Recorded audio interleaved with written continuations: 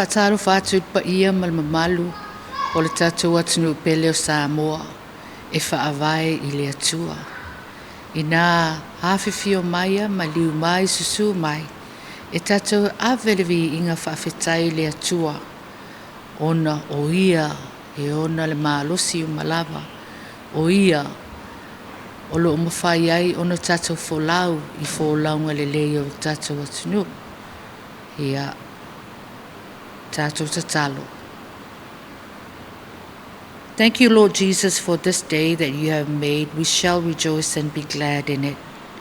We thank you that you continue to bless Samoa with great leaders, with wonderful blessings, Father God, because we are founded on you. Today, Father, we come to you in worship and with pure hearts. And so, let the words of my mouth and the meditations of my heart be acceptable to you, my Lord, my Father God, the Holy Spirit, and our Lord Jesus Christ. Let ears hear and let hearts receive whatever message you have for us today, Lord. In Jesus Christ's name we pray. In the name of the Father, and of the Son, and of the Holy Spirit. Amen. Ia, tātou pepese atu le vi inga whawhetai le atua.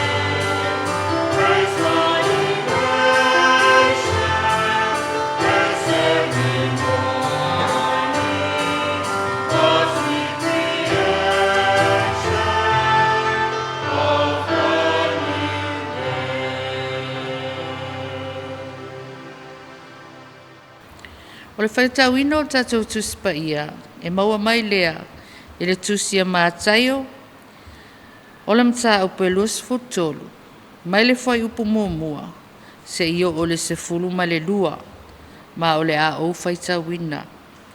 O le lapta inga Yesu e whaatatau, ia oa o tū la fono ma wharisaio.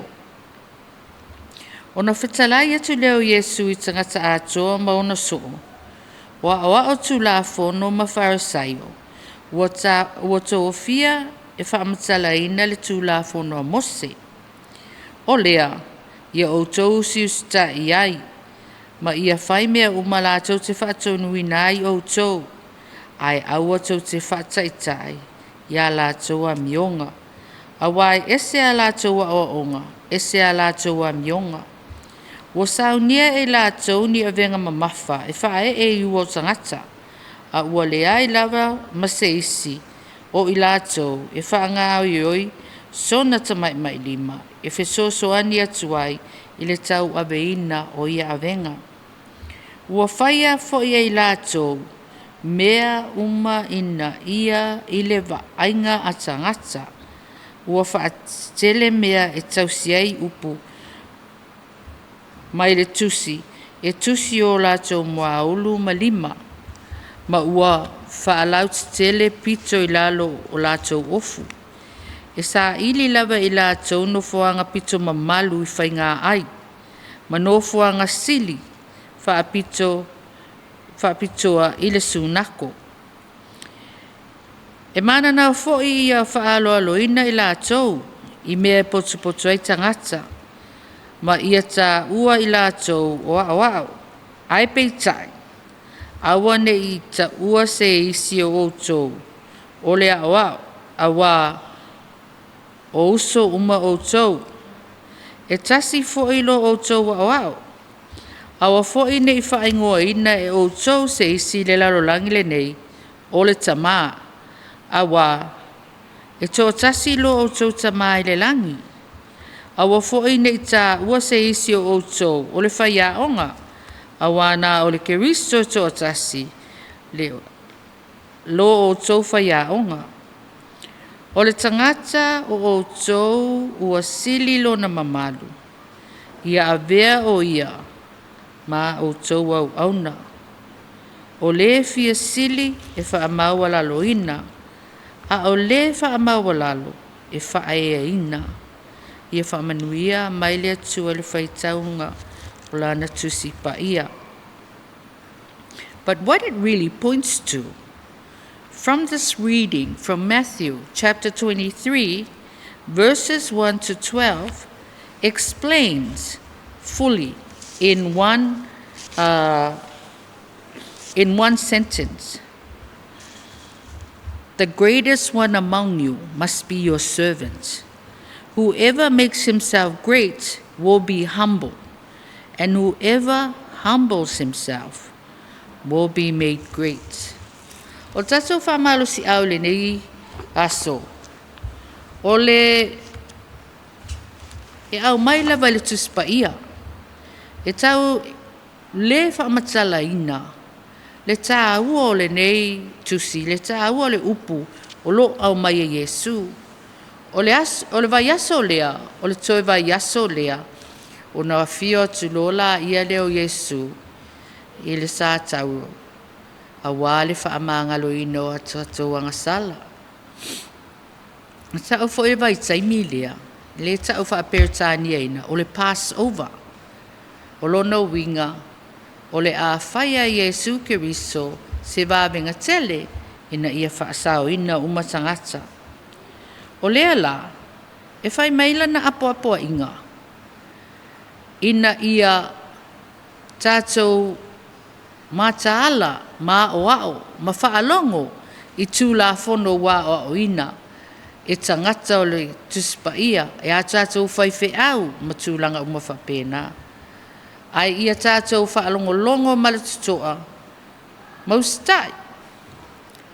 Ai a o I le taimi ua mai ai. E tātou te whaalongo, tātou si tai pe ona poloa ia ai tātou e le tātou ali. Ia o ngā mose.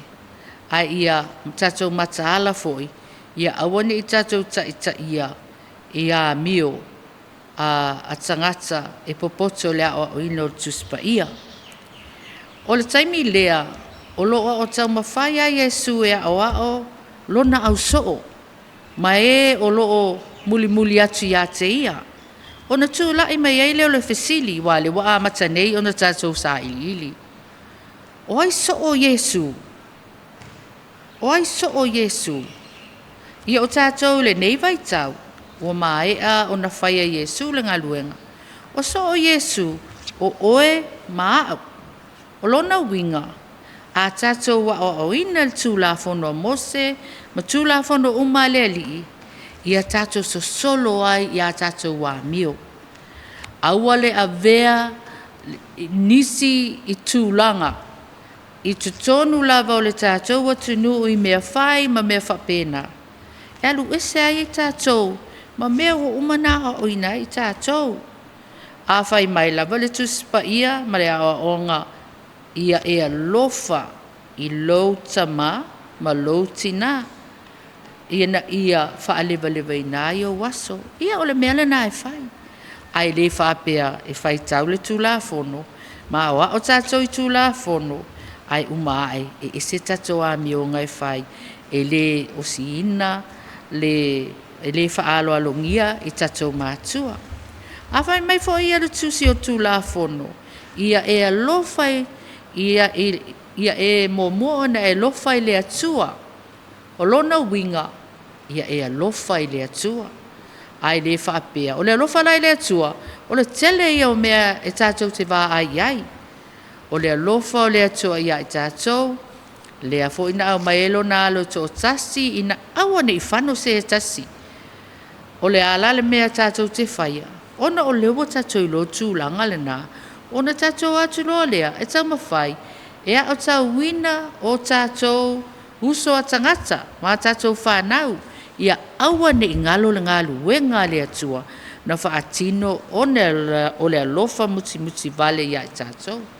O le winga la leo lapata inga Yesu le nei aso, ina ia tātou tau mawhai, o mea lava o sau mai le tūla fono, o tātou o na soo, o tātou o kerisiano, o tātou o tangata e lofa i le atua ma Yesu keriso. E te tau foi ona tātou alofa i le ua tua oi, ma whamatala atu iai le alofa lea. Ina a o le taimi o sitianga, awane iai sesi e mele, awane iai sesi e pa ule malaya, ia tātou o ma whaatasi. I le mea ua mawhai ona saunia e le atua, mo i tātou lana whanau. Ia, o le sina whaamalo si au le nā le nei tai au, a wafo ele whaasino lima, pe te whaamasino ina whaapea ia, o le whaife au le la e ama le a, le ai. O le whaamasino nga le nā e whai e le atua. A o tātou whaife au, ia tau mawhai i tātou, ia tātou wa o wai ma au tau wina tangata, i tūla fono wa au mai, ele tusi pa ia. Ai ia tātou so solo ai fo ia tātou a mionga. Ia tātou mawhai o na pei i tātou o whanau a le atua soifua. Pei o na whai mai. Because your one and only leader is the Messiah. The greatest one among you must be your servant. Whoever makes himself great will be humbled, and whoever humbles himself will be made great. Ia awane tātou whaamaua lulunga, ele au ngā, awa, o maletai mi aftoia fio mai a Yesu. Ia, ona tali a leo tangata ilona ia whaamaua lunga. Ia tātou mawhai e whaamaua lalalo. Tau sa po le ale poto tangata ile sili atu lo na poto lo le poto o le atua na whaia i tātou, na whaia le lalolangi ma mea uma o lo o iai. Ele na o lo lalolangi foi. O nisi lalolangi i tu atu. Ona o le atua o le anganga. O le atua o le nganga pa ia. E nofo ia i tātou. O le tūlanga le nā. E whai atu ai se whaamatalanga le nei tae au. Le nei aso. A whai o te whaamaua lalo. E whai ai ina o le atua. Ai a whaapea. E te whaamaua lunga. O lona winga. Ia e sauni i lauto i lalo. Ia e sauni le to i lalo ina. Le maua lalo ina o oe e le atua soifua. Ele fina ngalo le atua ia mea. Ai whai ina ia tātou i loa. A wala e tau te o ai. Tau te uia. Aua ne i masalo salo pe whaalango lango ase tasi lona poto. E le au ngana me o poto.